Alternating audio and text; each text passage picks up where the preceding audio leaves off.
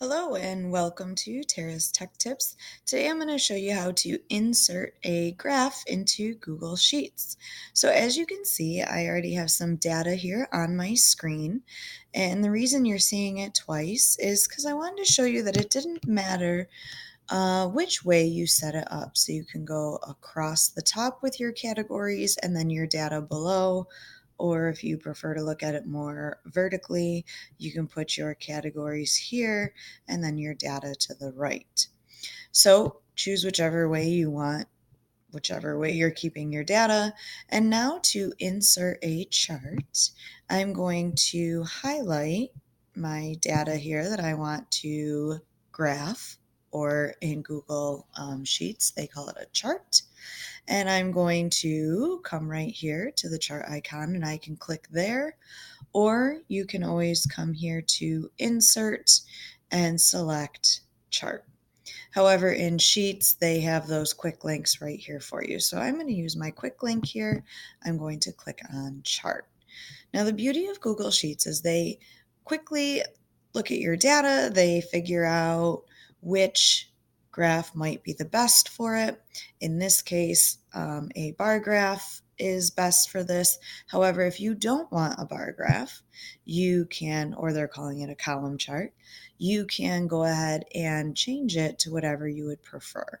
And they give you different suggestions over here. And you can go all the way through to view all your different options of different types of graphs or charts. Now, once you have that, you can now look at your graph and say, my graph really needs a title. I'd really like to work on some of those pieces. So you can come over here to customize in your chart editor. And the first tab here, again, is your chart kind of style, the background color, the font style. Do you want it 3D? The next one you have is your chart and access titles. So here I want to title this Tech Tips per month. And my font title is just fine. Maybe I want it to be something a little bit more playful. So I choose Comic Sans. The font is auto default, but again, you have full control over changing that. I'm going to leave that. The really cool thing they added recently is now you can decide where your title goes. And so I always like mine centered. You can choose the color of your text if you want it a different color. Now, if you come back up here, so that's just your chart title. Now, if you want to add a subtitle, you can. Nice feature here by Google. Now, if you want to label your axes. So my horizontal axes, I'd like to give that a name. And so I'm going to name it months. And then I'm just going to leave the rest of it. It automatically centered it for me. And my vertical axes, I want to label of number of tips. And looks pretty good to me. These other options, your series, you can change your columns, the color of them. You can add a trend line if you'd like to your graph, your legend. You can add a legend. In this case, there's really no need because it's just showing the data for each month.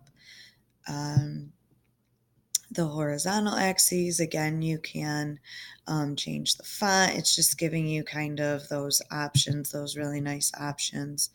Your labels, do you want them slanted? What is the slant if you do want them slanted?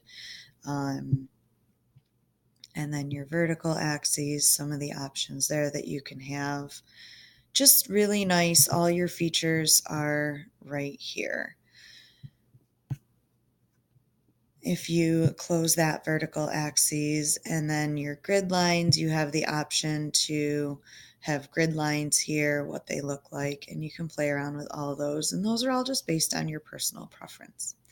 So basically, that is how you edit a graph. Now, at a later time, if you want to come back and edit that graph more, if you simply click in that graph and click on these three vertical dots here, it gives you other options. You can edit your chart. You can totally delete it. You can save an image, publish this chart, copy it, move it to its own page. So there's a variety of options there for when it comes time to editing. Hope you enjoyed this tech tip and have a great day.